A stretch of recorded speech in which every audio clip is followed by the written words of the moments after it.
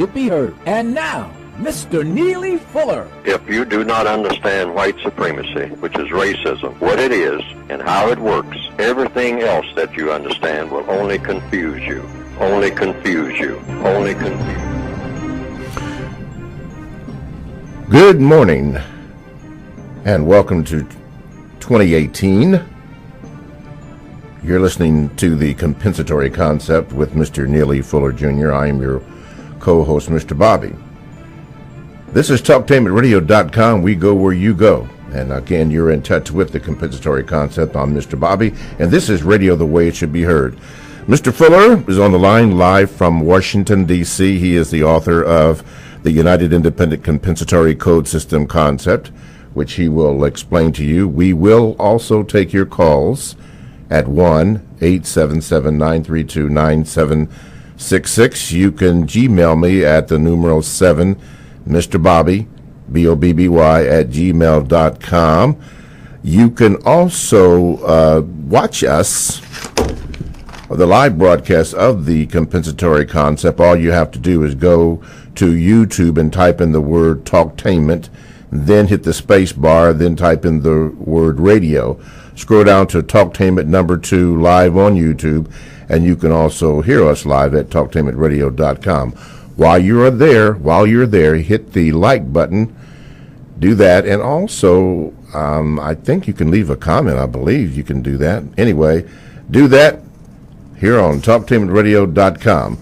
Today's program, we're going to deal with Mr. Fuller often refers to the movie Shawshank Redemption, basically the prison concept.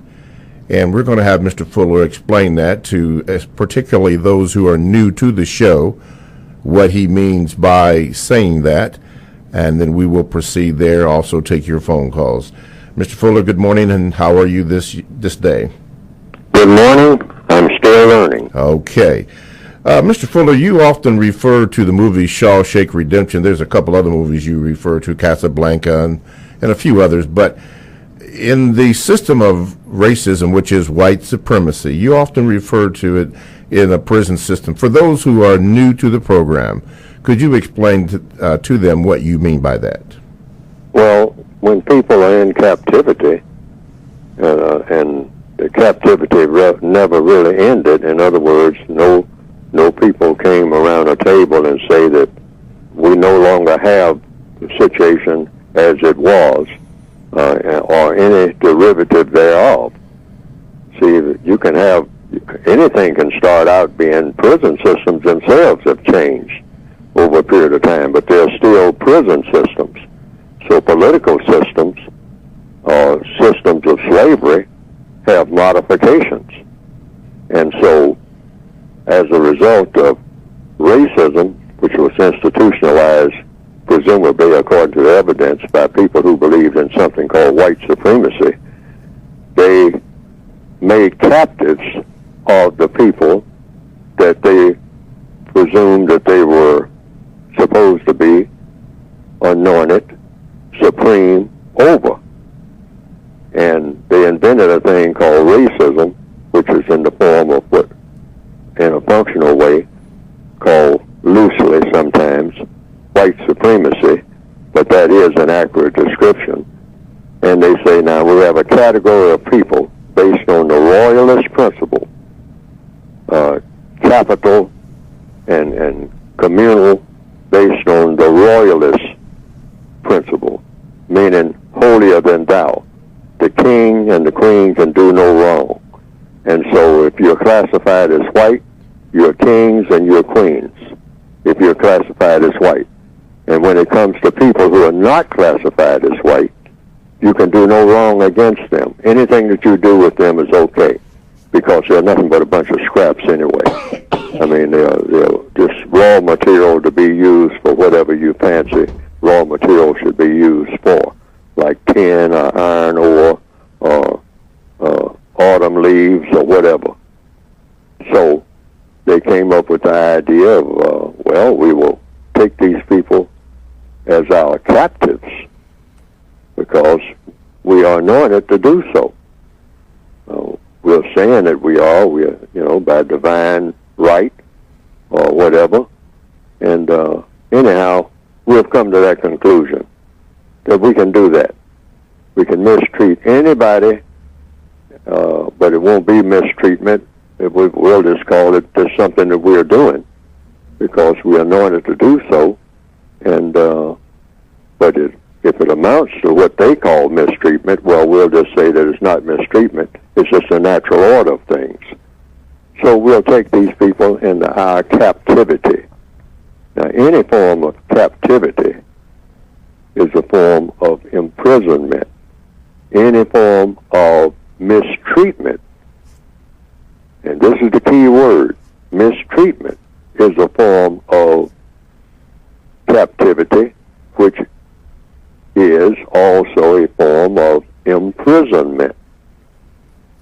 So that's why I sometimes use the movie Shawshank Redemption, or you can use almost any movie or any novel or anything that you know about that's real, where people are being mistreated and do not know what to do about the mistreatment. They have no protection from the mistreatment.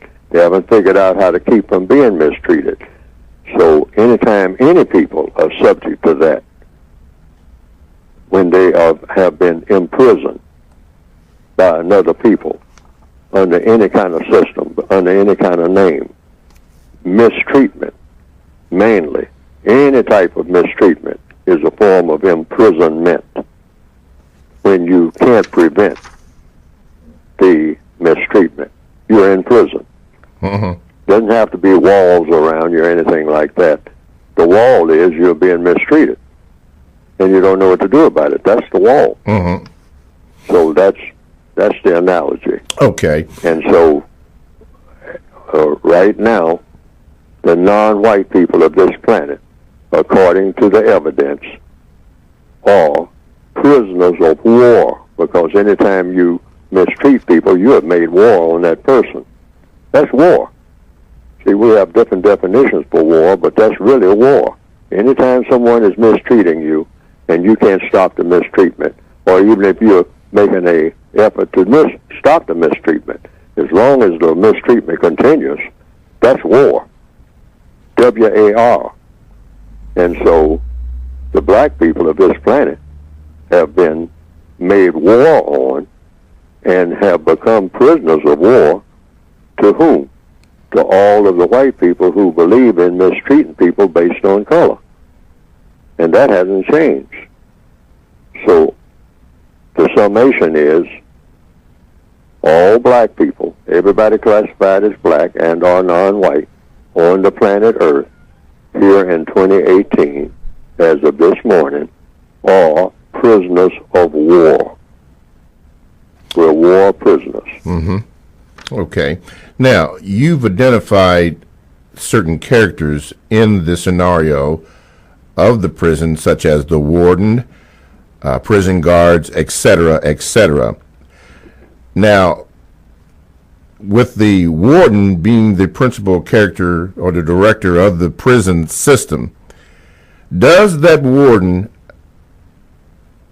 that warden do anything that he or she wants to at any time they want to? And I bring that up in reference to the fact that the president of this concept called the United States said that he can do anything at any time he wants to do it.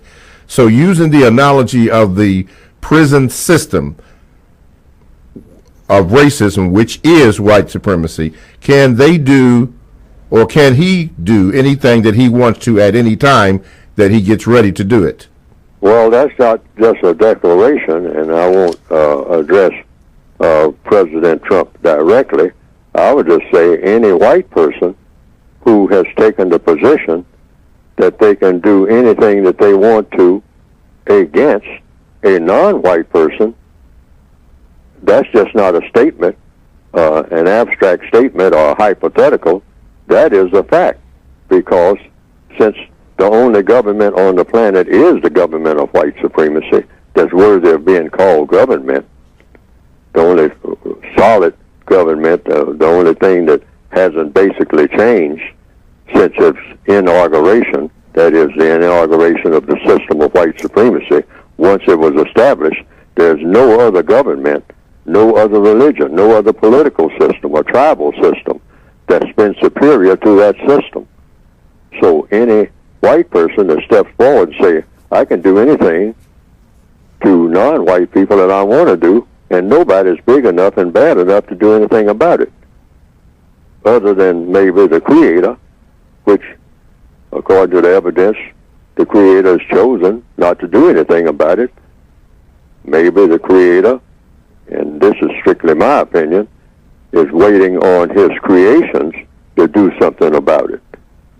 And looking to his creations, the people who are subject to the system, to do something about it. Maybe that's our assignment, because that's the position that I've taken, that that's the assignment of the prisoners of war, is to not be prisoners of war.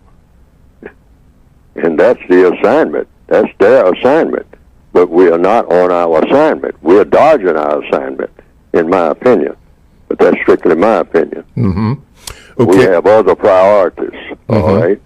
And that's why things keep getting worse and worse and worse. Because the priority when you have an entire world system of mistreatment is to, first of all, making that in the minds of correct thinking, logical thinking, get rid of mistreatment first, and then work out the scientific things and other things that you might call your culture or whatever it is you want to say that you should be doing. Yes. Take care of business first. Okay. Since you say that we have a problem, and the problem is with us, we have an assignment, then you said that all problems are solved through questions and answers. Then how would we go about to get in the business of taking care of this assignment?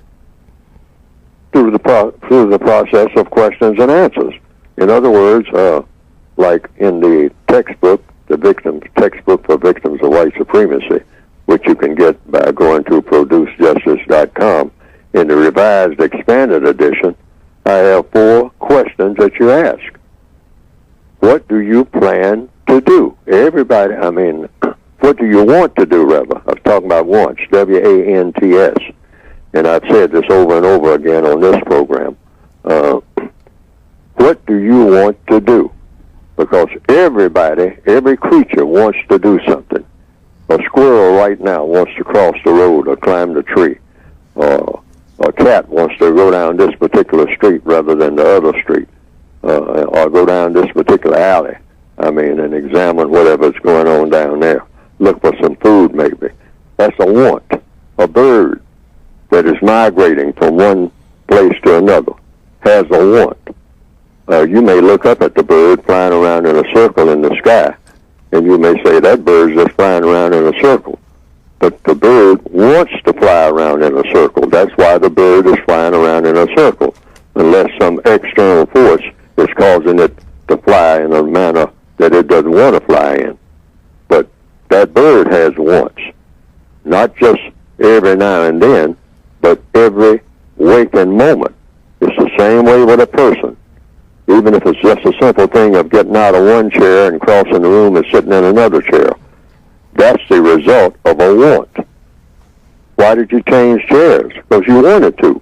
Why? Because you say, well, the chair on the other side of the room seems to be more comfortable.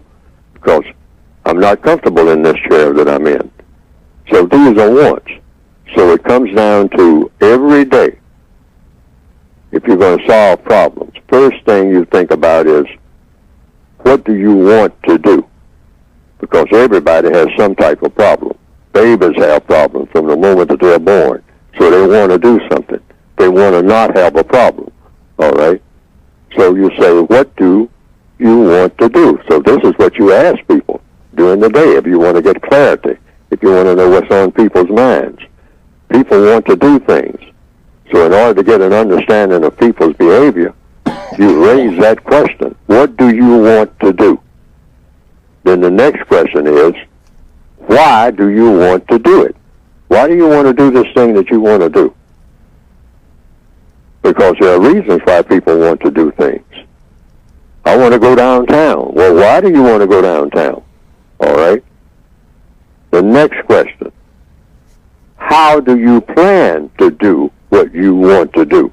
This is your want, so you must have a plan. Or do you have a plan? How do you plan to do what you want to do? And don't interject yourself into the answer. In other words, sometimes when we ask a person a question, we want to help them with the answer. We want to guide them to the answer that we think that they should be going to. No, you don't do that. Let the person say what it is they want to do, how that person, why that person wants to do it, and how that person plans to do it, if they have one. They may, when you get to that third question, say, well, I want to do such and such, and the reason I want to do such and such is such and such and such, but I really haven't thought of a plan. I'm trying to think of a plan. Maybe you can help me with a plan. Well, then they can say that. I don't have a plan. All right? But that is the question. How do you plan to do what you want to do? It's you who wants to do it. How do you plan to do it? And number 4 is the clincher question. All these questions are important, but this is the bottom line question. What do you expect the constructive result to be? Now that's a loaded question. What do you expect the constructive result to be of what you want to do? This is something you want to do. Now what do you expect the constructive result to be? Mm-hmm. And you underline that word constructive. Yes. That word constructive, nobody should ever want to do anything that's not going to produce a constructive result. Yes, sir. Let's take a phone call. All right, line number 1. Okay, line number 1, you're on with Mr. Fuller. Go ahead, please. Am I on? Yes. Okay, good morning, everyone. Mr. Fuller, in studying your work and studying the works of others, I've come to realize that white supremacy racism is not only conveys benefits to Caucasian people, but more importantly, it conveys status. And it is that status that holds white supremacy and white people together. As Lyndon Johnson and George Wallace said, the average peckerwood in the trailer parks in the South don't mind Mr. Charlie picking their pockets so long as they have a class of Negroes to look down upon and feel good about themselves in terms of, I'm not those people. So in terms of the average Confederate soldier had no slaves to fight for, but was willing to shed their blood for the plantation class, which holds white supremacy, which is the status is white supremacy during slavery, during the Confederacy. So my question to you is, how do we, in looking at that dynamic, that, white supremacy racism confers status to people, our enemies are clearly indicating to us that they have a self-esteem issue, that they have poor self-esteem, they have low self-esteem, which is a clear weakness. So how do we exploit that weakness of our enemies, which they broadcast, which they wear on their sleeves, in terms of their desire to maintain white supremacy, because it conveys psychological and sociological status to them? Okay, Mr. Fuller? You just changed the concept of what royalism is, because that's just a royalist concept, like the old Roman Empire and all like that. I'm the emperor. Anything that I say, it goes. Even when I'm wrong, I'm right. And so that, when you put it on a color basis, that idea spread everywhere. And so every white person walks around and say, yeah, I might not have any shoes on my feet, but I'm still better than all these black people. All right, I might be the most ignorant person in the world, but I'm white. All right, so you will bow down to me. You will do what I say do if you have color in your skin. That's all. The concept of racism is very simple. It's really forthright. There's nothing complicated about it at all. It's that, if you happen to be born white, and that's just something that happens, you say, hey, what does being born white means? Oh, buddy, being born white, oh, let me tell you about that. Now, hey, if you're classified as white, you get a lot of benefits that you won't get if you're classified as non-white. Now, let's get that straight. It's benefits.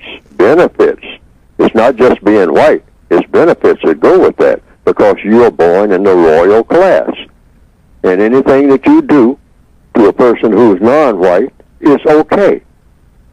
So, you know, anything that you do, correct or incorrect, there is no correctness and incorrectness when it comes to those things called non-white people. All right? You do whatever you want to do for your convenience. Now, do you want to accept that or do you want to reject it? Because if you reject it, it means you got to do a whole lot of heavy lifting on your own. I mean, you don't have that royal status.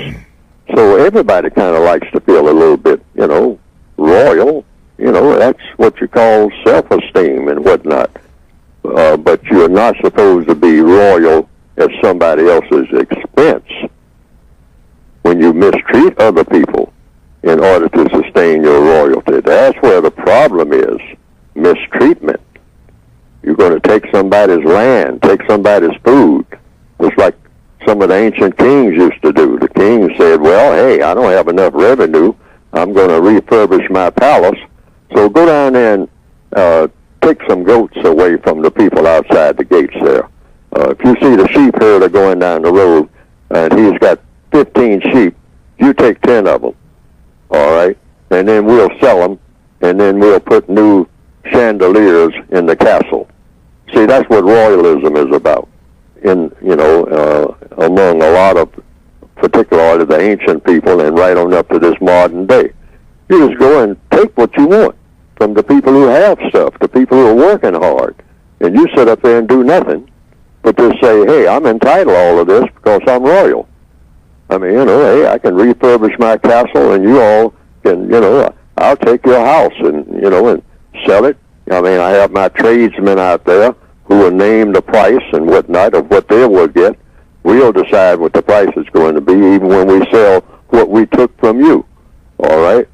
And therefore, we own everything because, well, you people are nothing but scraps for the royal class to use, just like the gentleman who just called in. That's the answer to the question. Okay. So what you do is codify, because they have a code, a royal code, a method for doing all of this, their plan for doing all of this. Now, the people who are subject to it, particularly when you're talking about royalism as practiced in the form of racism, the victims of racism, the prisoners of war, the people who are taken advantage of, the thing that is missing is a code for resisting and destroying that system, because the system never should have existed in the first place. Now, that's the one thing that we, as the victims of this racism, don't have. Yes, sir. We have a lot of slogans. We come up with slogans about every 3 or 4 years. We got a brand new slogan. And we have a lot of meetings talking about our agony. And sometimes, we'll try to find a little joy even in our agony. We'll write songs and whatnot where we do a lot of foot stomping and hand clapping and whatnot, and bolstering our desire for a change through song and through poetry and that type of thing. But an actual plan, that's the missing link. Yes, sir. And that's what, on this program, right this morning, and from every other program, in my opinion, you don't have an assembly of black people unless you have a plan for getting rid of the system. That's when you start doing your talking. Think about a plan first. And then when you talk to someone, say, I think this should be a part of a plan or a code for eliminating this racist system, this royalist system, this gangster royalist system, and replace it with the system of justice, which means what? Guaranteeing that no person is mistreated and guaranteeing that the person that needs help the most gets the most constructive help. Okay. TalkTimidRadio.com is a 24/7, no-charge worldwide broadcasting facility with hosts delivering on various topics such as news, lifestyle, sports, law, health, wellness, religion, and politics. Now, here's a couple that I would like to share with you. And one is called It's Your Time to Travel by Ricky Tias, and also Wiggins World by Stacey Wiggins. Now, these shows are exclusive to TalkTainmentRadio.com, and all you have to do, if you're interested, is go to the TalkTainmentRadio.com homepage. You click on programs for the scheduled times. Talktainment Radio, that's radio the way it should be heard. Hi, I'm Mr. Bobby. I'm the co-host of the Compensatory Concept with Mr. Neely Fuller here on TalkTainmentRadio.com. The phone lines are now open. You can call in at 1-877-932-9766. You can Gmail me at the numeral 7, Mr. Bobby, B-O-B-B-Y, at gmail.com, and we will try to read those. You can also look at the live broadcast of the Compensatory Concept. All you have to do is go to YouTube and type in the word Talktainment, then hit the space bar and type in the word radio. Scroll down to Talktainment 2 live on YouTube, and you can see and hear us there. And also you can go to Facebook.com/Talktainment for the rebroadcast of the day's program. So those are the ways that you can get in contact with the show or leave a message. We're speaking about prison systems in the system of racism, which is white supremacy. Mr. Fuller started off. We had a problem, and the problem is the assignment. We need to do that. The questions came up: what do you want to do? Why do you want to do it? How do you plan to do it? And most importantly, Mr. Fuller pointed out, what do you expect the constructive result to be? Now, speaking of that royalty, Mr. Fuller, by the actions that this particular royalty has said or done by punitive action, it looks that it could be tacky, tragic, and terroristic. What is your thought on that? Well, these are the three characteristics of the interaction between white people and non-white people in the system of white supremacy. And it's also, as a result of that, the arrangements, and I put it under the umbrella of the tragic arrangement, and this is also the arrangement that non-white people have with each other. And this is why nothing works the way that it ought to work. Tacky, trashy, and or terroristic. This is the type of arrangement that we have with everybody. Tacky, trashy, and or terroristic. It's going to be one or the other, or a combination of all three. It doesn't get any better than that. Okay. And that needs to be replaced with what I call the quality relationship, meaning everything that we do in all 9 areas of activity has constructive value. Oh. But right now, everything is either tacky, meaning just something that's sloppily thrown together, or if you try to improve on the tackiness, like, a black person talking to a white person, you can tell that it's, the conversation, they're smiling, they're handshaking, and they're doing all this, but you can tell that it's tacky. It's something missing. Something missing, It okay. doesn't have a lot of depth to it. Okay, we'll pick that up on the You other. can understand this. Mr. Fuller has indicated different things that we should do, identifying what do you want to do, why do you want to do it, how do you plan to do it, and what do you expect the constructive result to be when you do that. The problem came in is that we are, as Mr. Fuller indicated, we are not on assignment. What are we going to do about it? And he left off speaking about the arrangements, trashy, tacky, and terroristic as a result of the system of royalty by the punitive actions of those that are in charge. Mr. Fuller, you want to continue that before we... Yes. Yes, go ahead, please. Yes. And it doesn't get any better than tacky. I call it the 3 T's. Tacky, trashy, terroristic. This is how people relate to each other all over this planet right now, this minute, in 2018. It doesn't get any better than tacky.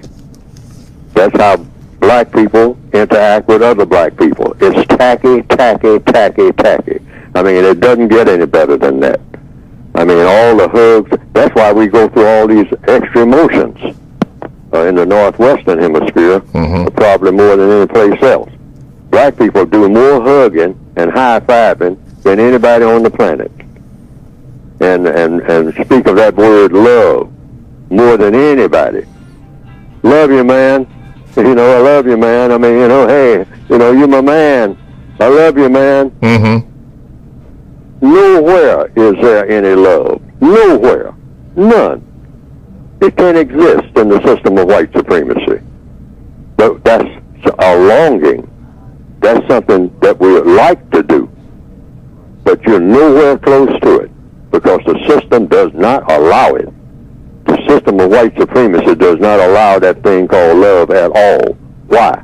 Because what is love? Real love. Love and justice are one and the same. And since you can't have white supremacy and justice on the same planet at the same time, then you don't have white supremacy and love on the same planet at the same time. Because what is love? Love is justice. So what is justice? Guaranteeing that nobody is mistreated. That's number one. Number two, guaranteeing that the person that needs help the most gets the most constructive help. The most constructive help in what? In everything. Everything like what? All 9 areas of activity. Economics, education, entertainment, labor, law, politics, religion, sex, and war. Everything constructed in all of those 9 areas of activity 24/7 every day. Now that doesn't exist anywhere on the planet. The planet is in complete disarray and full of hostility.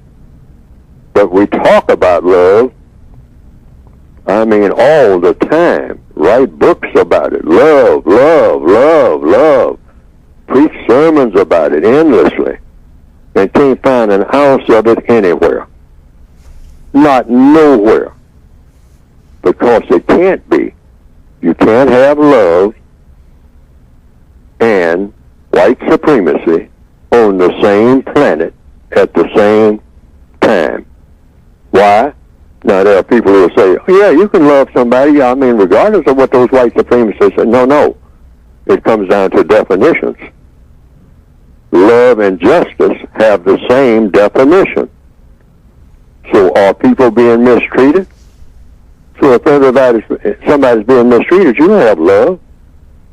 I mean, that's what love is, a lack of mistreatment.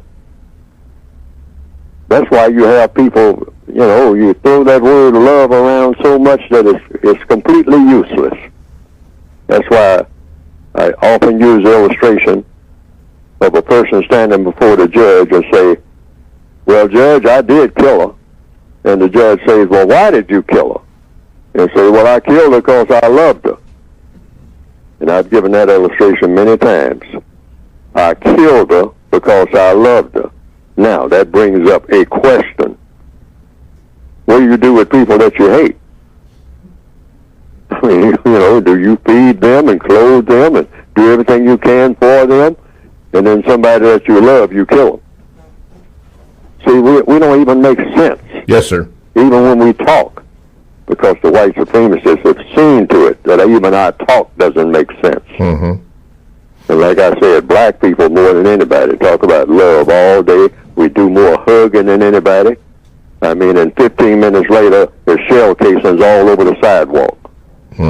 Wow. Usually between so-called buddies that they say that they love. Love you, man. And in the least little word, everything is in complete disarray, and then the white supremacists have to come around and clean up the mess. Black people's mess. In Baltimore, in Chicago, anywhere you find large numbers of black people, you don't find any love at all. Period. Period. And you can't find it in the system of white supremacy anyway. It's Okay. not going to happen. You have to get rid of the entire system and actually replace it with a system of justice. Then you'll have love. Okay. Then the prison system will be abolished. Abolished. Okay. Let's go to the phone lines. What line are we on? Line number one? Line number one, you're on with Mr. Fuller. Go ahead with your call, please. All right. Good morning, Mr. Fuller and Mr. Bobby. Wishing you both a constructive and happy year. I have two questions for Mr. Fuller. The first question is, has he read the novel Atlas Shrugged?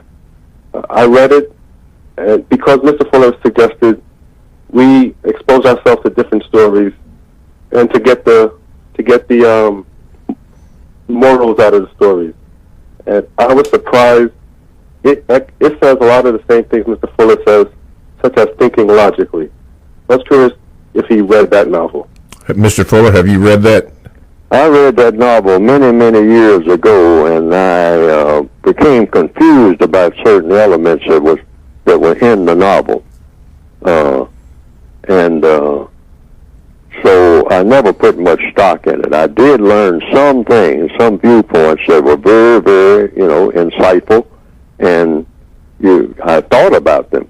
But as a whole, that particular book, by Ayn Rand, I think her name was, if I'm pronouncing it correctly, many years ago.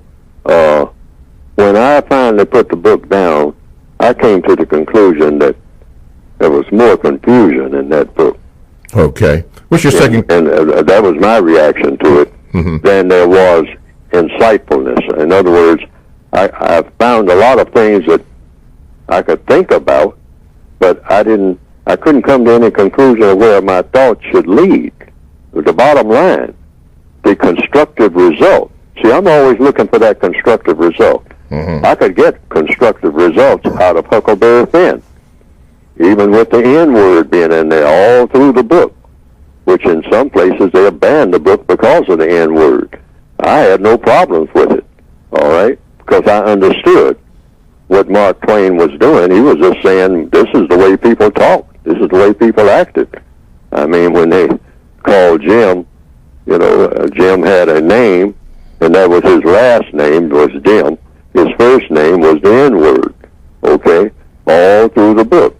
But I had no problems with it because where Mark Twain, the writer of the book, was at the time, this is how people talk and this is how people name people. I mean, in other words, the only way you could tell the white Jim from the black Jim, probably the only black Jim in town, was that, hey, well, I'm not talking about Jim, your buddy.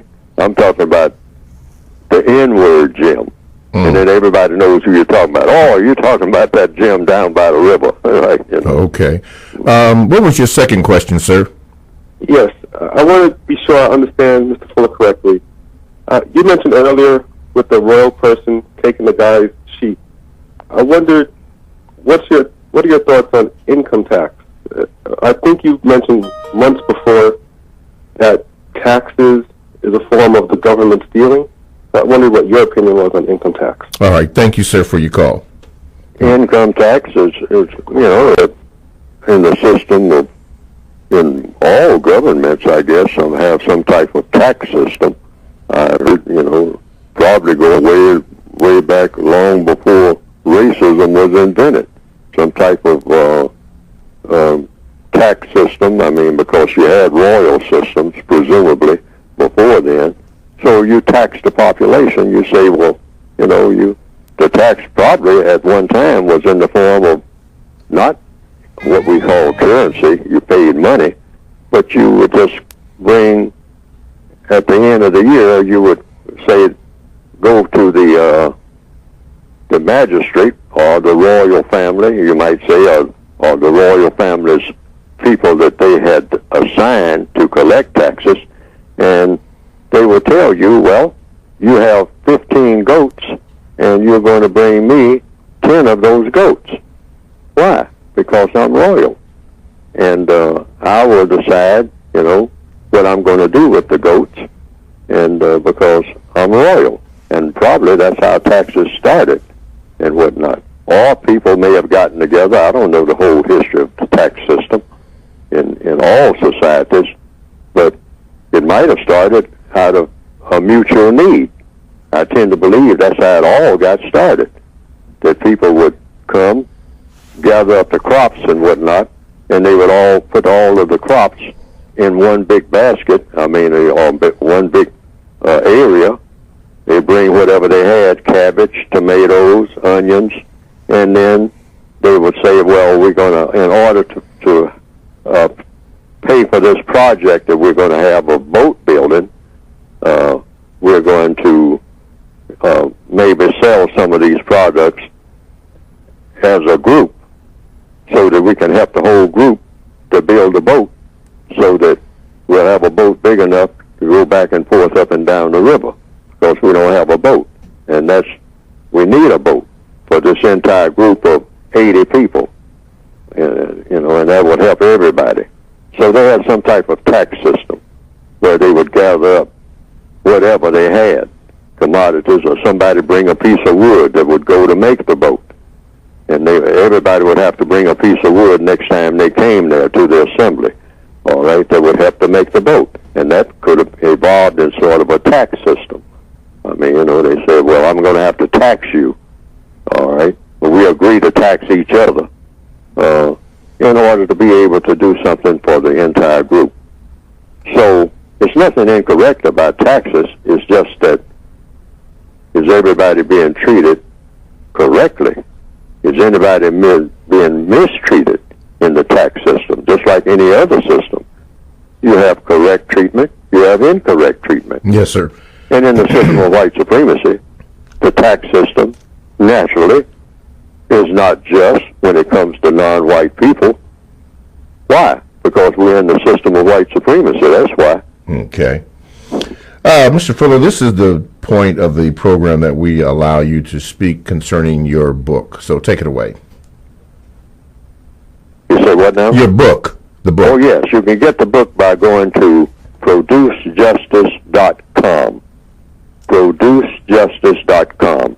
And what will come up on the screen is a brief description of the textbook, workbook for victims of white supremacy. It's called A Compensatory Counter-Racist Code.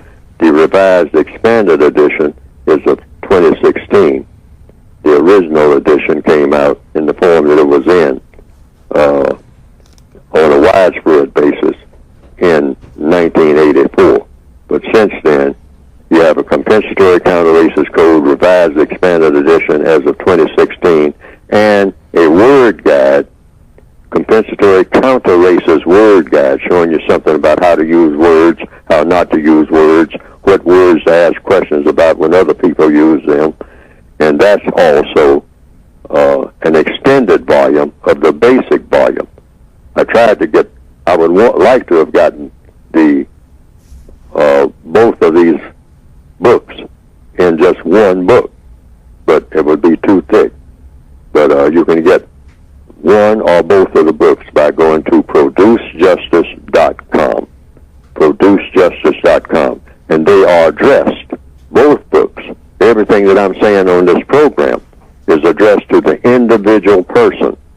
That's the missing link. We don't have a code for the individual person. A code is nothing but a way of doing things, a way of saying things, a way of not doing things, a way of not saying things, because all problems are solved through the process of doing and saying.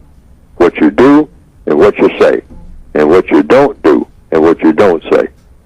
If you're going to solve a problem, there are things that you do, things that you don't do. Yes, sir. Things that you say, things that you don't say. Mm-hmm.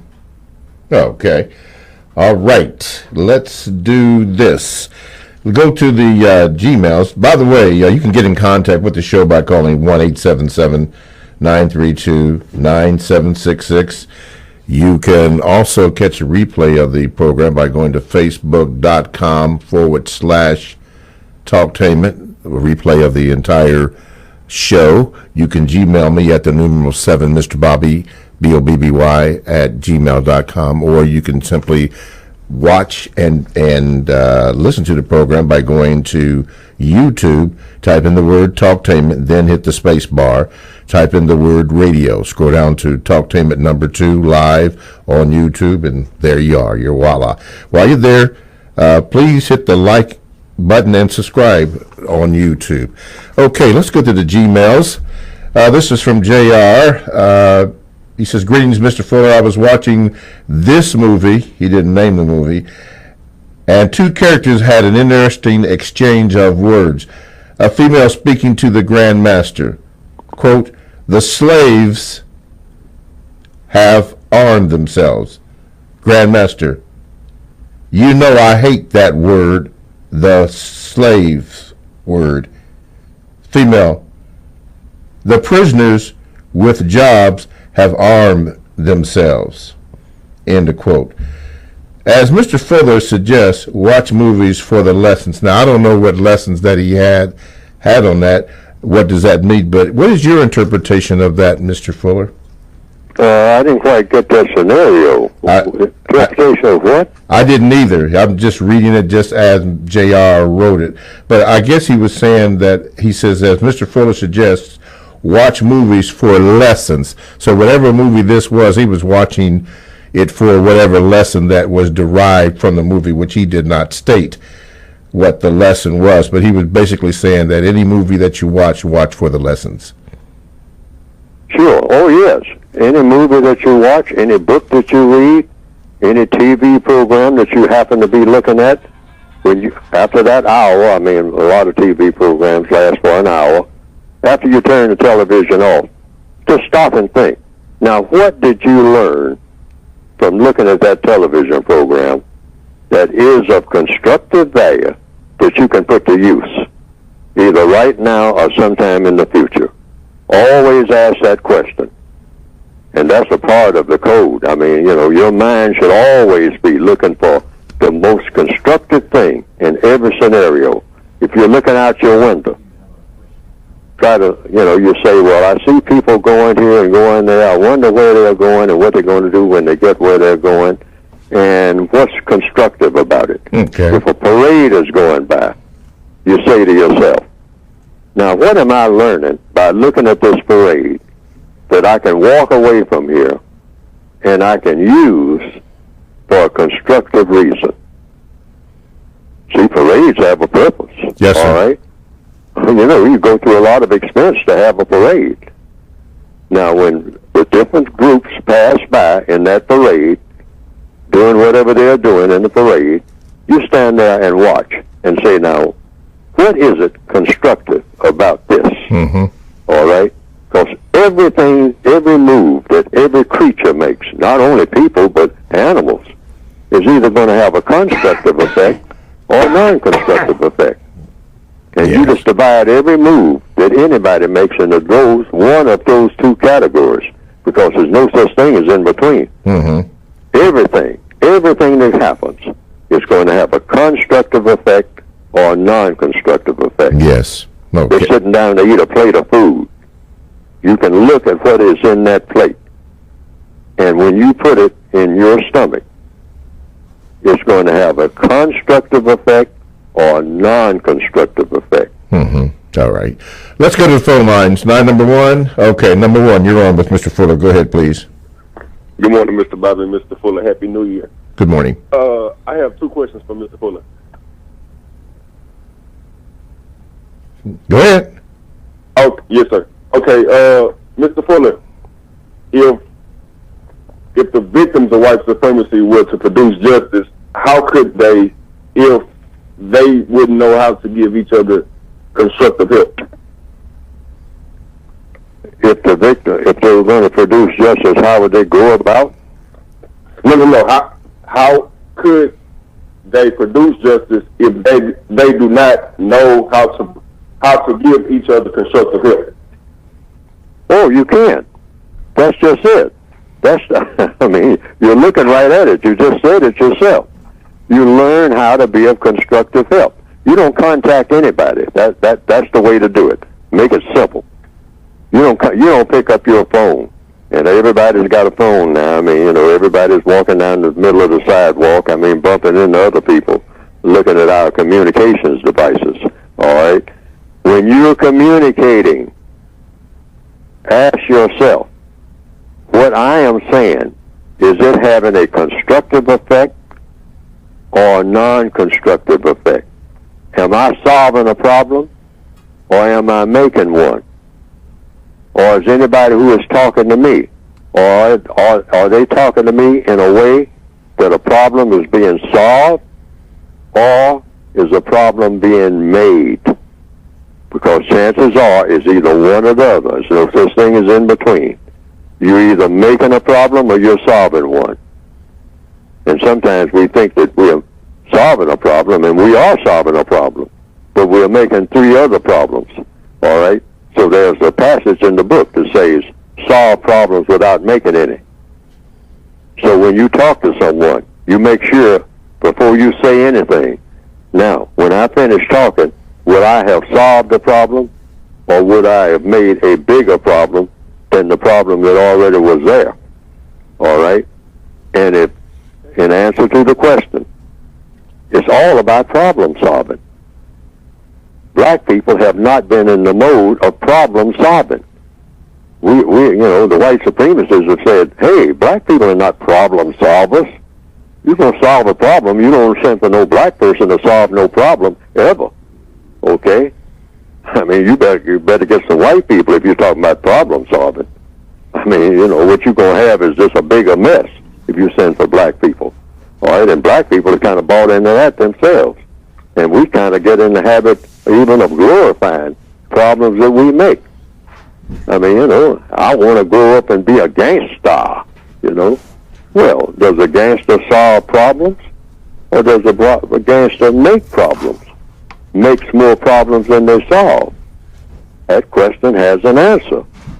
All right? When you study gangsterism, the Corleones, or the Sopranos, I mean, what problems are they solving? Well, they make a lot of money and whatnot, yeah, but how are they making it? And what is the cost of making it? I mean, you wind up, like Plato. I mean, wait a minute. See? So, yes, lessons. In what? In problem solving. Now, black people, and this is the main one, and I've said it on this program, and a lot of people have even contacted me, directly, indirectly sometimes, down through the years, and said one of the best things that have come out of what I call the codification system is that black people should not contact each other or anybody else, contact white people, unless they have a constructive reason for doing so. And that will overnight, well, I will say not overnight, that would in the next 5 minutes, that would change the entire world. Just that alone. I mean, everything would just instantly change. If everybody who's talking to someone right now, or getting ready to talk to someone, would stop and think, is this going to have a constructive effect or a non-constructive effect? And if you think it's going to have a non-constructive effect, don't do it. Now, if we just did that alone, the world would change in the next 5 minutes. But we haven't been doing it. Give time for me. Okay. Hey, listen, we're going to close out the first hour. Hang on, brother. We're going to get you on the second half. Hang on, Mr. Fuller. TalkTainmentRadio.com, the world's greatest radio, the way it should be heard. Thanks for listening, and we'll see you on the second half.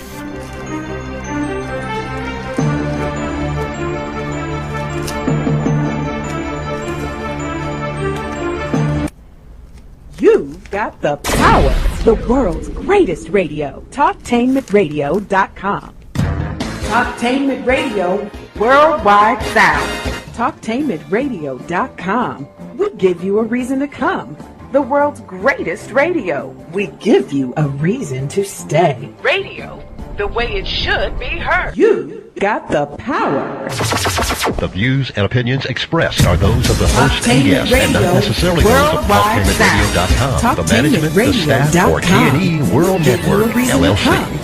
the world's greatest radio. We give you a reason to stay. Radio, the way it should be heard. You got the power. The views and opinions expressed are those of the host and guest, and not necessarily those of TalkTainmentRadio.com, the management, the staff, or KNE World Network, on TalkTainmentRadio.com, the world's greatest radio. Call-in talk show. Dial 1-877-932-9766. If you do not understand white supremacy, which is racism, what it is and how it works, everything else that you understand will only confuse you. Only confuse you. Only confuse you. Welcome to the second hour of the compensatory concept, heard exclusively on TalkTainmentRadio.com. We go where you go on the world's greatest radio. You're in touch with the compensatory concept with Mr. Neely Fuller Jr. I am Mr. Bobby, the co-host, and this is Radio the Way It Should Be Heard. Phone lines are now open. We do have one on the line now, but you can call in at 1-877-932-9766. You can also contact the show by Gmail, the numeral 7, Mr. Bobby, at gmail.com. You can also listen to a replay of the show by going to facebook.com/talktainment. Then you can hear the entire show. And you can also do it this way. You can view the show by going to YouTube and typing in the word Talktainment, then hit the space bar and type in the word radio. Scroll down to Talktainment number 2 live on YouTube, and you're right there. And you can hit the like button and also subscribe. Our topic today is the prison system. Within the system of racism, which is white supremacy, Mr. Fuller has hit on several points, but we have a caller on the line to ask a second part of his question. Go ahead, caller. Yes, sir. Mr. Fuller, have you ever heard of the religion or concept called deism? It's spelled D-E-I-S-M. I've heard of it, but I don't know anything about it. Okay. Other than that. Well, I mean, it's a religious concept that says we have a creator or a creative force that created us, and it gave us logic and reason to figure things out. It doesn't involve in our day-to-day interactions or anything like that. You say it's deism? Yes, sir. D-E-I-S-M. Okay. Let's see here, Mr. Fuller. It says here that it's basically a philosophical belief. Deism is a philosophical position that points that God does not interfere directly with the world. Conversely, it can also be stated as a system of belief which possesses God existence as the cause of it. What would you interpret that to mean, Mr. Fuller? Oh, I don't know. I would just take it to mean whatever it's supposed to mean from the people that are saying it. They would have to explain what that means functionally in detail. According to the compensatory code, anytime a person says that they have a religion, there are 3 basic things that you want from that person, according to the code. You say, what is the name of your religion? All right. If a person says, I have a religion, you say, okay, you have a religion. What's the name of your religion, sir or ma'am? All right. And let the person tell you. And then the next question is, because it's just 3 questions, what does your religion require you to do in all 9 areas of activity? Economics, education, entertainment, labor, law, politics, other people's religions, sex, and war, because most religions have requirements. So that's the next thing you want to know. After you get the name of a person's religion, the second thing you want to know out of the 3 questions, what does your religion require you to do in each area of activity? Because you're trying to understand that person's religion. And then the third question is, what does your religion require you to do when you interact with me? in all of those areas of activity, in the area of economics, in the area of education. In other words, like in economics, as the 9 areas of activity, starting with number 1, economics.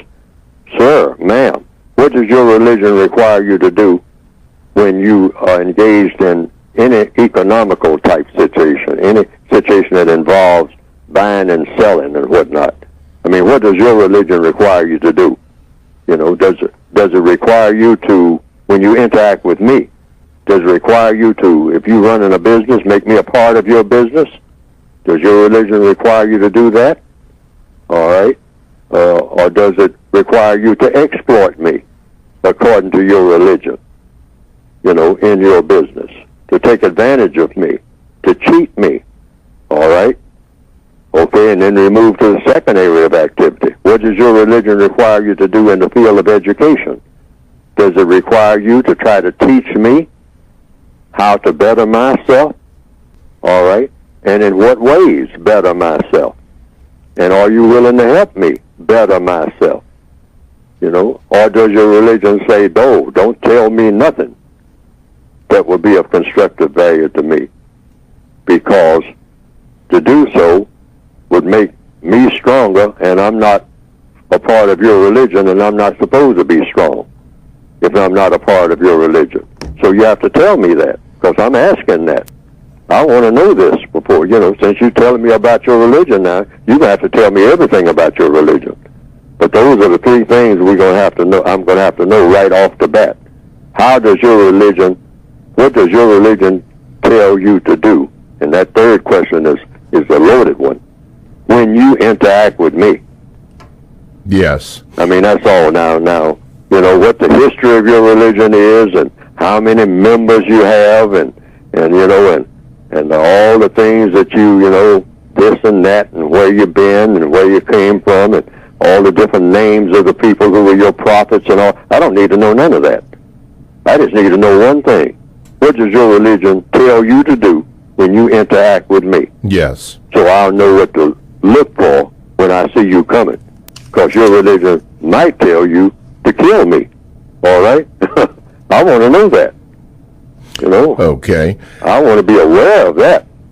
Okay? Yes. And so that's those 3 things. And this is in the code book. See, people argue about religion all the time. And that's why I'm belaboring this point. And, you know, if you want to get an endless argument, you start talking about religion in a barber shop. That is correct. All right. It will go on forever. You can leave there and come back 40 years later, they'll be having that same argument, all right, with no conclusion to nothing. Well, see, codification is about coming to conclusions. Yes. So with those 3 questions, if you don't believe it, you can try it. What is the name of your religion? What does your religion require you to do, sir or ma'am? You know, your religion has requirements. I've never heard of a religion that didn't have requirements. Do you do the things that your religion requires you to do? And then that third question, that's the loaded question. What does your religion require you to do in all areas of activity when you interact with me? Okay. And that main one, that third one, is the main one that I want to answer to. Because I just want to know how you're going to relate to me. Now, how you relate to whatever God you have chosen, that's your business. Yes, sir. My business is to see to it that you and I interact with each other in a constructive manner. Because if your religion is going to cause me to do something that's non-constructive, I'm going to back away from you. All right? Okay.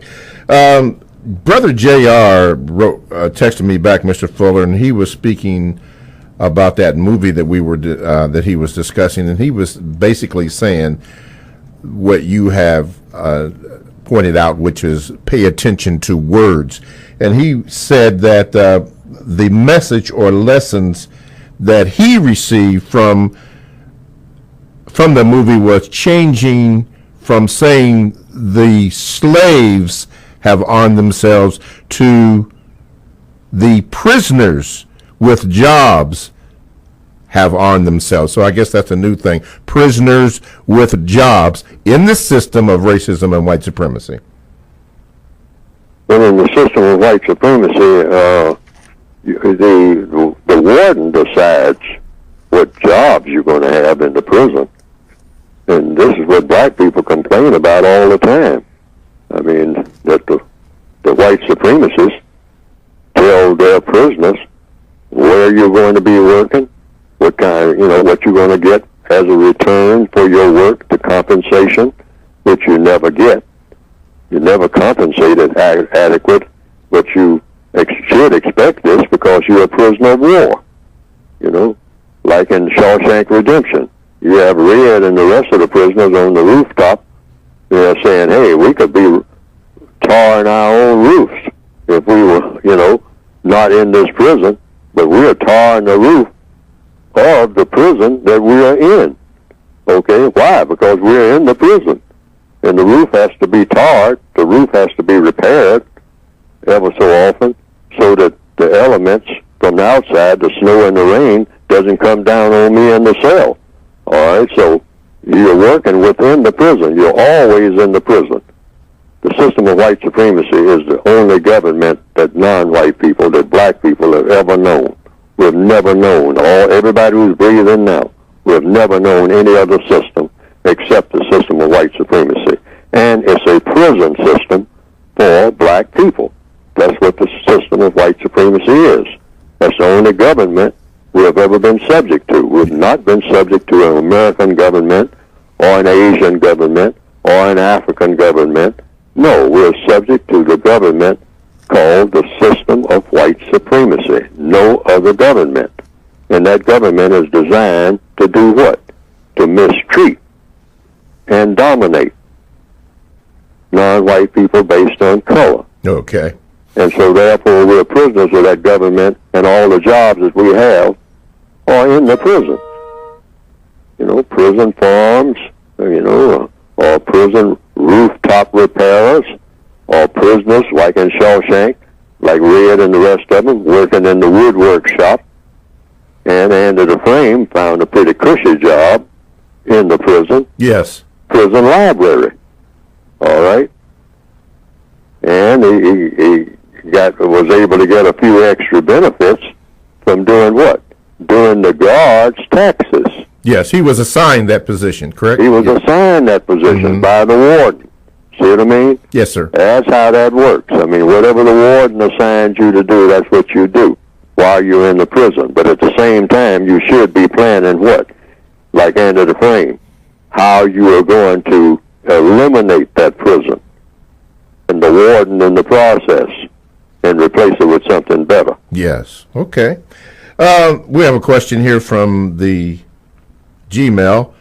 This is from Brother Clark. He says, Mr. Fuller, since you predicted that men would be wearing dresses in the 60s or 70s, do you see men or women walking around naked like it's normal in public places? Thank you. I'm still learning. Well, they're not exactly naked, but, it depends on what you mean by the degree of nakedness. Yes, I see, you have naked shoulders and whatnot, and naked face. Some societies do not allow you to have a naked face. If you're a female, you have to cover up your face. Okay? It depends on how much nakedness there is. Now, I don't see people walking around completely naked, but that might be in the making. There are groups of people, mostly white, who are advocating all kinds of things in the area of sex. Because, see, nakedness has to do with a connection with sex. Otherwise, people would just not, they didn't feel like wearing clothes, they wouldn't wear clothes. Why do people wear clothes? Just to protect from the elements? No. You cover up certain parts of the body. All right? Now, the white supremacists in the eighth area of activity, anything that has to do directly or indirectly with sex, they pay strict attention to it when it comes to non-white people. All right? They want that non-white male to be more effeminate here in 2018. All right? They got the non-white male because they put him in that position. Non-white males, when they come on television, who do they talk about? They don't mention anything about a father. They always say their mother, their grandmother. Yes. Well, my mother did this. My mother told me this. My grandmother told me. Why? Or my sister told me they came up in a house full of females. All right? The only males there were their brothers. Okay? So the females were in the house because the male has been beaten down so much, the black male, in many what you call households, that he's non-existent. He's out. You know, there are no so-called fathers. Of course, there can't be fathers and mothers in the system of white supremacy that are black anyway. So, the boy learns from the female. So he becomes more and more effeminate. Mm-hmm. I mean, that just goes with the package. He copies after his sisters. He wants to be like his sisters. And his sisters' friends, who are all girls. Mm-hmm. They come around and they sit around and they make girl talk. And the boy, 3, 4, 5 years old, he learns to make girl talk. Now, at some point, he wants to be, what? A man. Now he's got to make a choice. If he's going to become more effeminate, or is he going to become what the fellows that dropped out of school became? Thugs. So this is the choice that the white supremacists give the black male. You can either be a little girl all your life. When you're 40 years old, you're walking around looking for some other male to feel all over your body, you know, and entertain you in that way. Or you're going to be a stone hoodlum, terrorizing everybody that you can encounter on a street corner, in the house that you're in, among your so-called friends, or in the neighborhood where you are, because you know better than to go among the white supremacists with your gang and start anything, because your gang will be non-existent in about 5 minutes, and you know that. So, see, you do all this, one of the 3 T's, terrorism, right where you are, all right? And that's your plan for the rest of your existence. Mm-hmm. Now, if you don't want to be that, and the white supremacists say, yeah, you can be that, then I got another option for you. You don't want to be a black thug, all right, and glorify thugism, glorify terrorizing grandmothers on bus stops and whatnot. If you don't want to be that, then you can be a 30, 40-year-old, 20-year-old, 18-year-old aspiring female, but you're a black male. Yes. And you females, because you don't have a male, you all can all get in bed with each other and find something to do. Take off your clothes and just roll around in the bed with each other, all of you, with your sisters. You can start off with your sisters and then spread it all over the neighborhood. All you girls sitting around making girl talk, and when the talk gets boring, whatnot, then get naked and lay around in bed with each other. And that is an ideal situation for you scraps of garbage people, because that's all you are garbage anyway in the eyes of the white supremacists. And I'll help you. I'll finance you when you have this type of behavior. If you're going to be a black male entertainer, hey, you better come in this office switching, all right, with your behind turned up or exposed, all right, and let me know where you're coming from, because you don't come to a white person with that thug mentality, because we know we will devastate you if you do that. You don't come to us with that. I don't care what kind of hip-hop songs you sing among yourself. Don't get in my face with that garbage. Wow. Because I'll put you in your place. Yes, sir. Now, but if you tame it, all right, and put that earring in your ear, now we're talking. Drop your pants a little bit. Now we're getting somewhere, boy.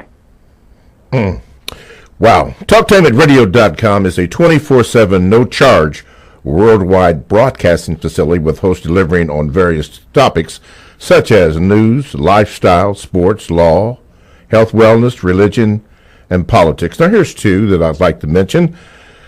It's Your World, or It's Your Time to Travel with Ricky Tyus. Good show. Check that out. And also Wiggins World.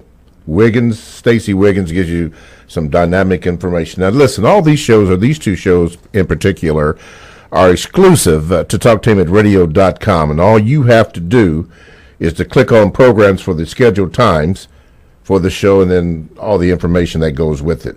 from talktainmentradio.com, the way radio should be heard. I am Mr. Bobby, the co-host on the Compensatory Concept with Mr. Neely Fuller. We're talking about prison and the system of racism, which is white supremacy. We've taken a few calls. Mr. Fuller has explained a few things. Let me say this. We have some reoccurring sponsors that we want to give a shout out to. Brian Gaston, thank you. Eric Williams, thank you. BW Gifts down here in Houston, thank you. Helen Nance and Don Michnier, thank you for your continued support of the second hour of the Compensatory Concept with Mr. Neely Fuller Jr. And I guess again this year we will be having that drive where we solicit your donations, but you can do that all year round. When you go to the homepage, just there's a donate button there. You can hit that. You don't have to wait until we actually start doing that. To get in contact with the show, you may do so by calling 1-877-932-9766. You can also Gmail me at the numero number 7, Mr. Bobby, at gmail.com. Listen, you can also do this. You can go to Facebook if you want to hear the program in its entirety again by going to facebook.com/talktainment, and the entire program will be on the air. And you can also do this. YouTube it. Yes.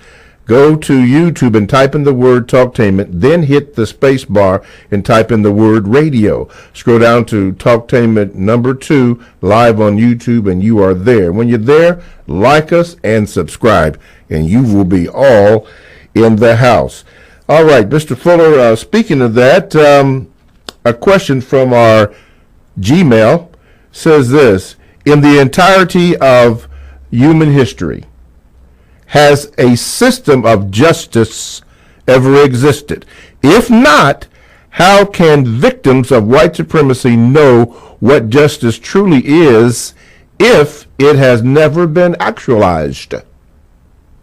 By reaching out to logic.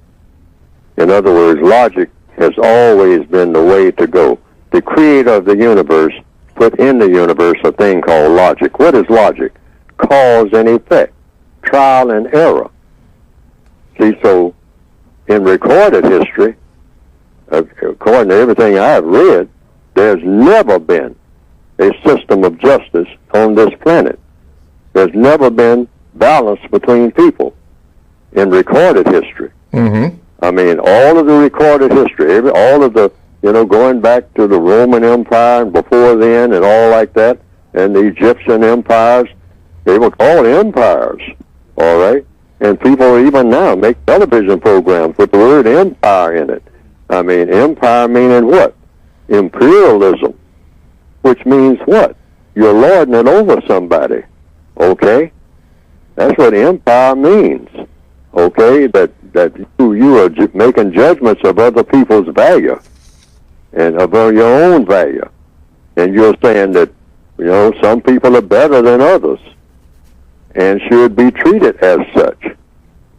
And so you carry that theme to its fruition, and you have a thing called non-justice, which means somebody gets mistreated. And it also means that other thing that's lacking when you lack justice. People who need help the most don't get it. They don't get constructive help, because that's what justice is. I had to make up that definition because I couldn't find a definition for justice that made sense. In no dictionary, no encyclopedia. So I made up one that I think will stand the test of time. And if anybody comes up with a better one, I'll grab it, all right, myself, and advocate that everybody else does. But justice, according to what I put in the code book, consists of 2 parts: guaranteeing that no person is mistreated under any circumstance. That's a guarantee. That's hard to do. But it can be done, even though it's never been done, like the caller said, in recorded history. You don't have an example. But see, you don't have an example of anything that's ever been done. But let's get to the second part. The first part is what? Guaranteeing that no person is mistreated.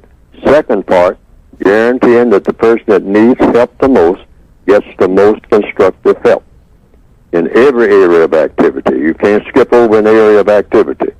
A person needs help, you haven't really helped the person unless you can help them in all of the areas of activity that they need help. Now, this has never been done in recorded history, according to what has been brought to my attention. But you have to think that maybe it can be done. At one time, people say that no aircraft, something that's man-made, can go through the air, or woman-made, can go through the air exceeding 600 miles an hour. I heard that in a barbershop discussion, if I recall correctly. The barbers were telling some of the people in the barbershop, say, I hear tell that they're going to make a plane now that's going to go 600 miles an hour. This is what we call World War II, so-called World War II. And, man, a plane go that fast, the wings will come off of it, okay? Now, that's been proven not to be so. You have planes that do far exceed 600 miles an hour, all right? And all down through history, people have said that certain things couldn't be done.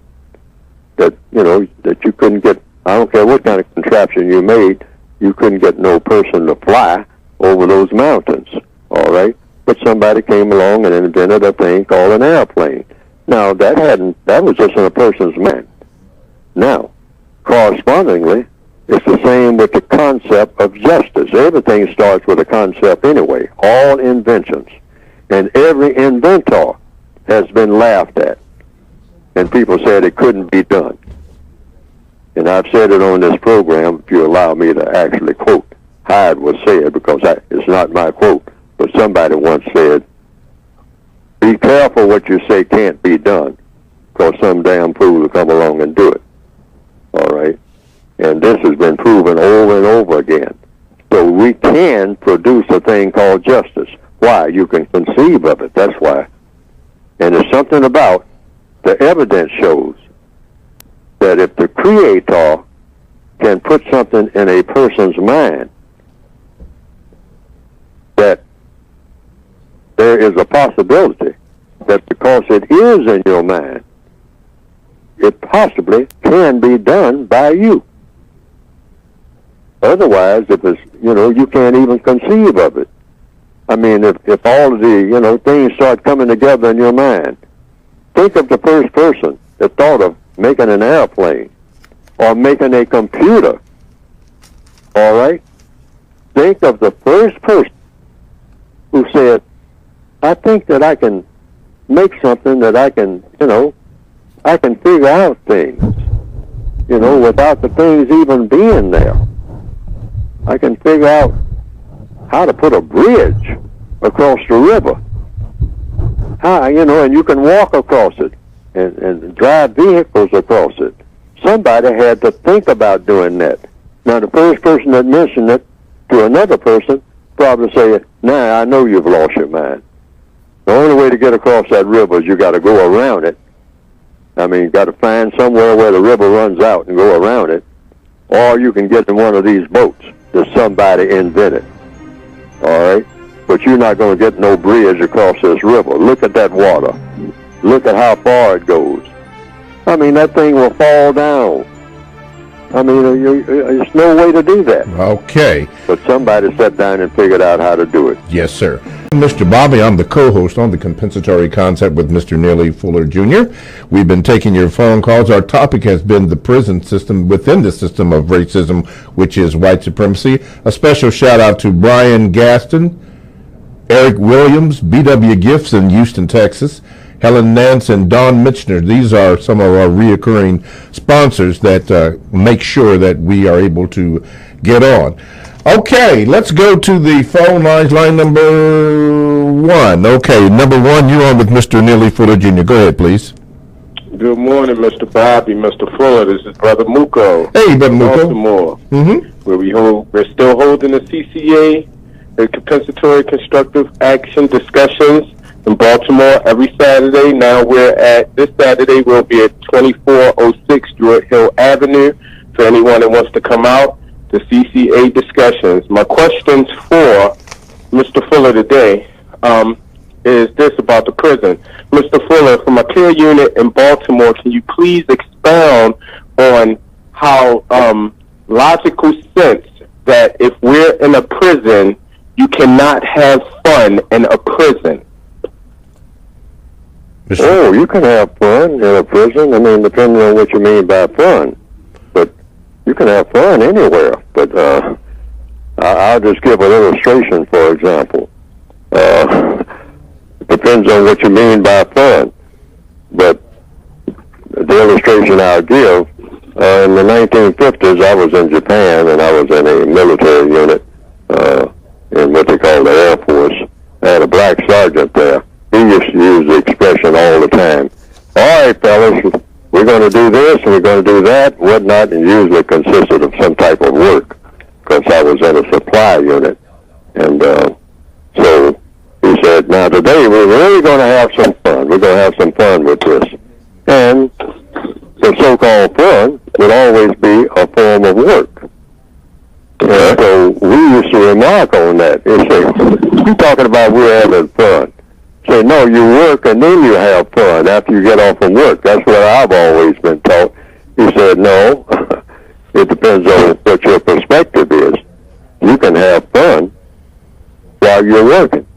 He said, anytime you're doing something where you're learning and improving yourself, and while you're doing it, you are improving your mind and improving your body, that should be fun. Okay. You know, and we kind of laughed it off. You say, yeah, you just make that you're saying that's to get some work out of us. I mean, you know, right?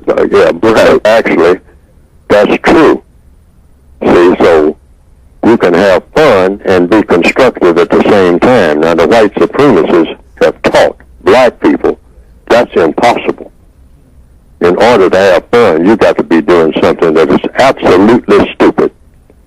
You black people, all right, do as many stupid things as you can possibly think of, and then call that your fun. When you're away from your work, the things that I require you to do, then the minute that you leave me, start doing stupid stuff among yourselves, all right, and put a label on it that this is entertainment. Why? Because it's stupid. It's not constructive at all. There's nothing constructive about it. It's very non-constructive. It's very even terrorizing sometimes. You can terrorize each other and call it what? F-U-N. Underline. Right. And then they wink at each other and say, you think they'll go for that? And the other white guy said, yeah, black people always, that's in their nature. They always go for something stupid. I mean, they'll grab something stupid in a minute. If you hand them anything that makes sense, they'll run like hell. I mean, they don't want to have nothing to do with nothing that makes sense. They'll gravitate. It's their nature. Toward anything that's full of stupidity. They love stupidity. They love things that are non-constructive. And so we will give them tons of it and call it, okay, you all don't have to work no more. Now is the time to have some fun, but make sure that there's nothing in that fun that they're having that has any constructive value at all. And you know what? Generations of black people have bought into that, and we embrace it fully. Yes.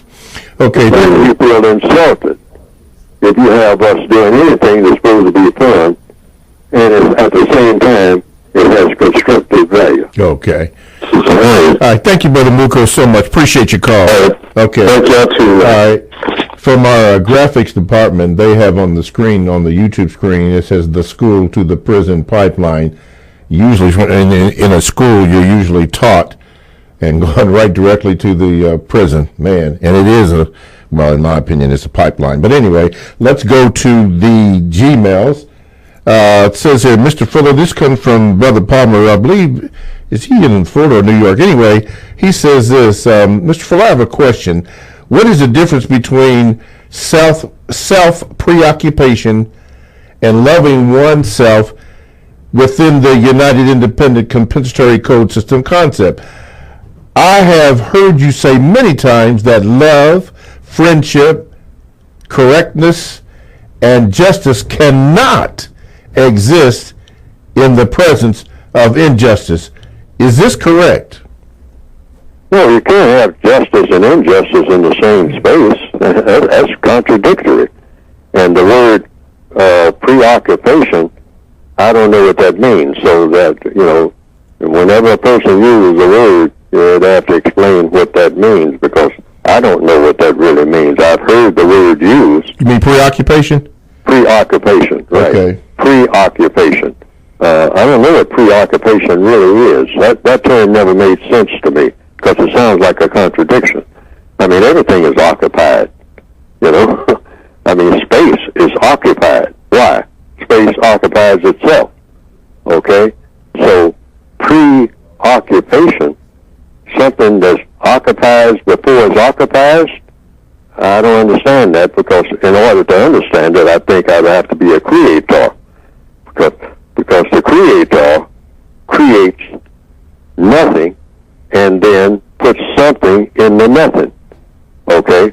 But you have to have the nothing there first in order to put something in the nothing. That's the theory. But I don't know what it looks like when there is nothing and then there's something, and then when nothing doesn't exist and something that goes into the nothing doesn't exist. See, I would have to be a creator to be able to conceive of what that would be like. Just think of, nothing. Like space. They call space nothing. But space is something, because it's space. Okay? Yes. Yeah, they say, but space is nothing. It's, you have to put something in space, but you've got to have the space in order to put the something in. Now, what is it like when you say what comes before space? All right? That's a question. And I would have to be a creator for my mind to stretch that far. Okay. I think. All right. I think. Now, if anybody comes up with a formula for that, I would like to know what that would look like. What is it that goes when you have space? Everybody's aware of space because you move around in space all the time. But what would it be like before there was space? Okay. That's really spacing out. That's really, spaced out. Okay. Preoccupation, by definition, it's a noun, meaning the state or condition of being preoccupied or engrossed with something. His preoccupation with politics, or his preoccupation with white supremacy. It's something that, according to Merriam-Webster, something that you think about, you're almost obsessed with, to give you a definition of. Their main preoccupation was how to feed their families. That was their primary goal. So this is what that word preoccupied or preoccupation means. Oh, well, it means something that you do. Yeah, it's a noun, yes. But you are doing something before you're doing something else. Because that's what pre means. Yes, before, before. That's exactly right. So it just means you're doing something before you do something else. So it comes down to, or whatever you're doing, is it constructive or non-constructive? Okay? And there are sometimes two things that are both constructive, so it comes down to which should have the priority. If there's two things you have to choose from.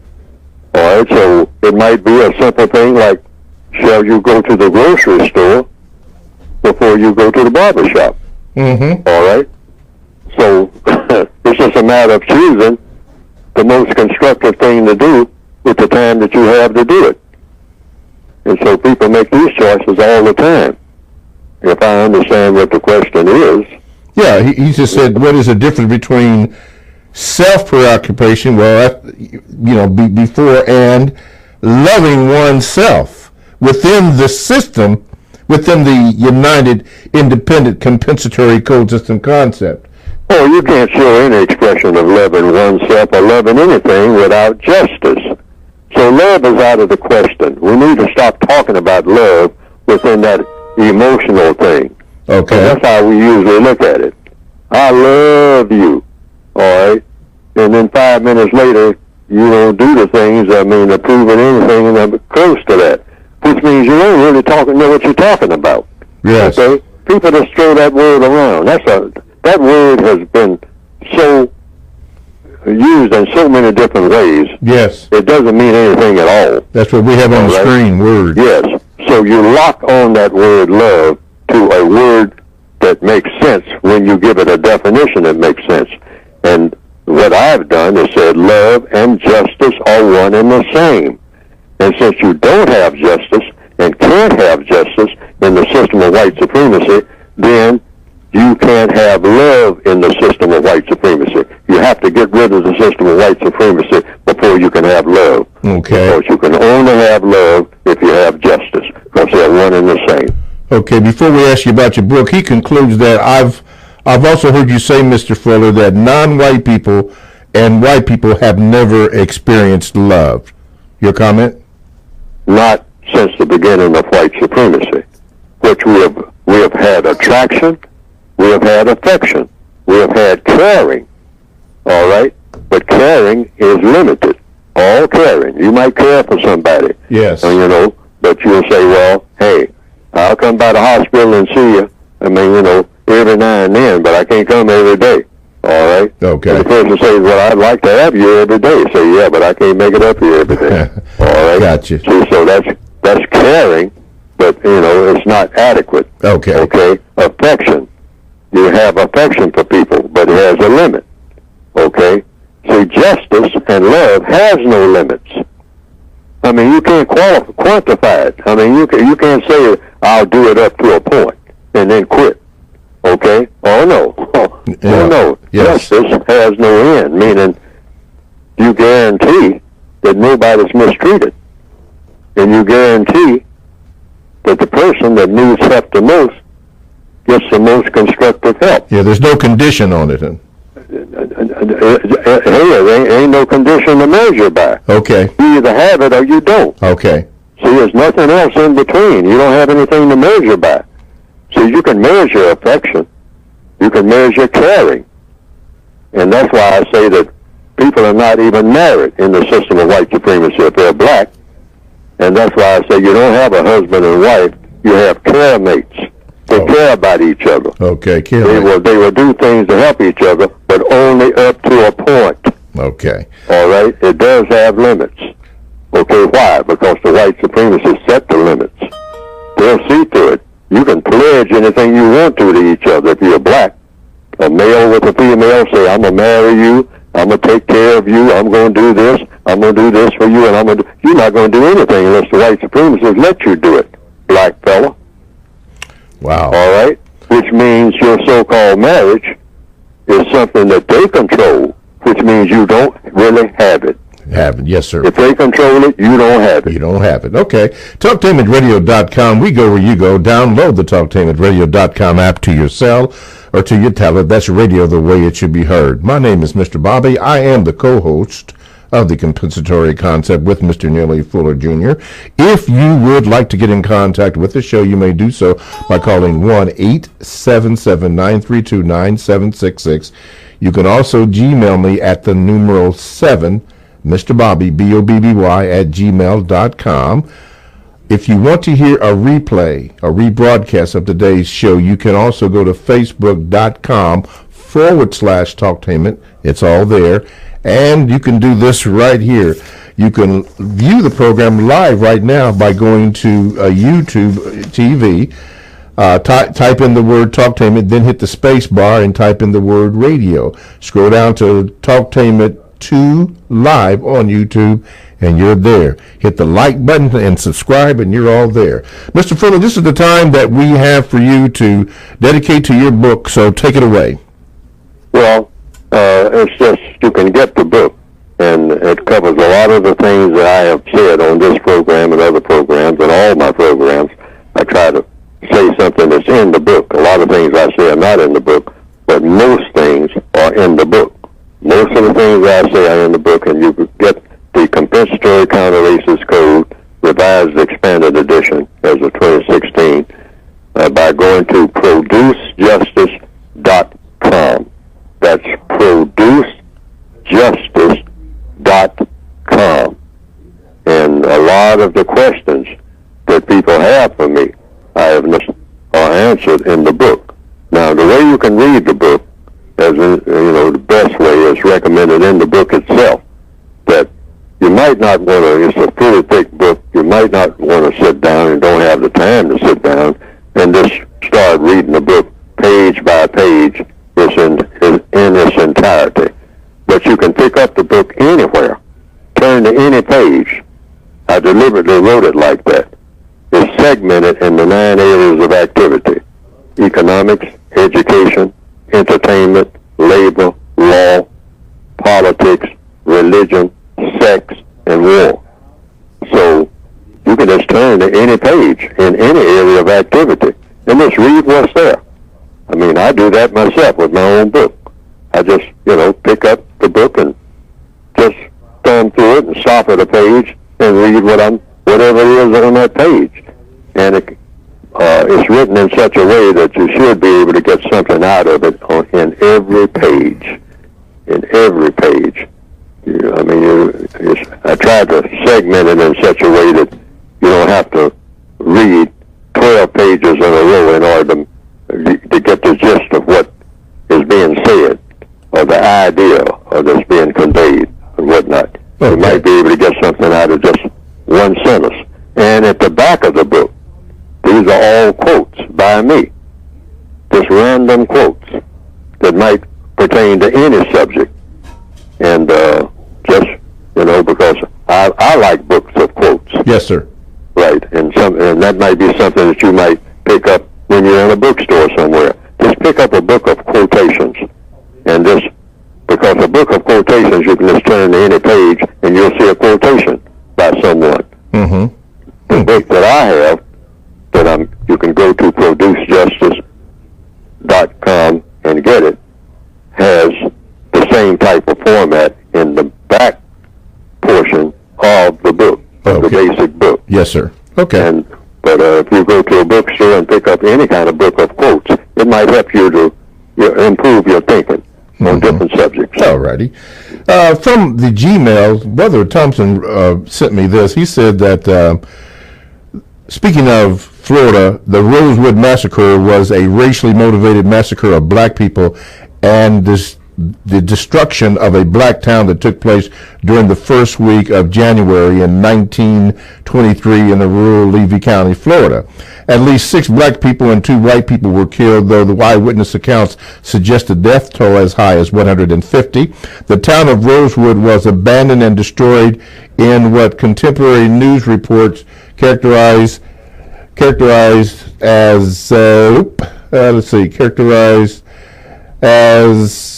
a race riot. Racial disturbances were common during the early 20th centuries in the United States, reflecting the nation's rapid social changes. Florida had an especially high number of lynchings of black males in the years before the massacre, including a well-publicized incident in December of 1923. I've heard, and I think we've discussed it on this program, Mr. Fuller, of not only this, but also the Tulsa race riots, Black Wall Street, I believe was that in 1921? I believe 1921. Yeah, 1921. There's been several incidents. In the remaining 4 minutes that we have on today's program, could you comment on the tenor of racism in this country? Oh, well, racism is worldwide. I keep telling people that. And in fact, I don't ever use the term in this country. I never say that. Because when you say racism, you're talking about a world system, the system of white supremacy. It's the only real government on the planet. There is no, you don't go in a certain direction and run into it here and there. It covers the entire planet 24/7. The system of white supremacy. That's the name of it, called racism. Racism is white supremacy. White supremacy is racism. There's no other form of racism in existence on this planet except the system of white supremacy. Everybody's either practicing racism, meaning you've got to be white to do that, or you're reacting to someone who is. And that's it. There is nothing else. And it's not a matter of Rosewood or Tulsa, Oklahoma. I mean, as we speak right now, in 2018, there are millions of black people, non-white people, suffering, dying from diseases. This morning's paper, I saw an article where the Indians, who are long suffering, are now telling about some other way that they're suffering now, from the opioids.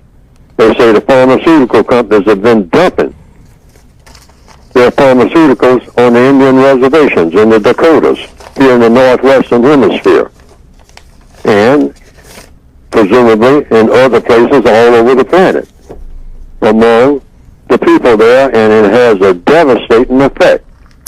Now, if you punch up on the news somewhere, you'll probably see it on the internet somewhere, that the Indians are complaining on the reservations. They're already in prison, okay, and they are being abused in the prison, like they always have been, and like non-white people all over the planet are being abused under the system of white supremacy. There's no such thing as a place where you can go where you can be safe from it.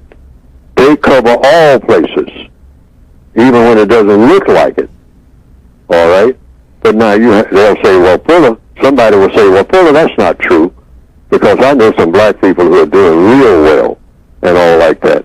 That's because the white supremacists have what you call showcase non-white people all over the planet.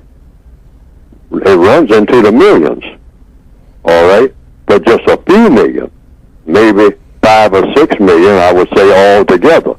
5 or 6 million people who are showcased, that's some showcasing.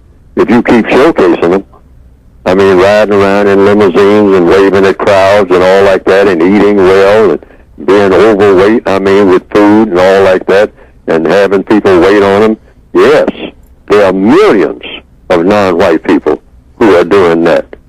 But when you compare that to the millions of non-white people who are not doing that, I mean, there's no comparison. See, because the white supremacists, like any other business, they deal in percentages, okay?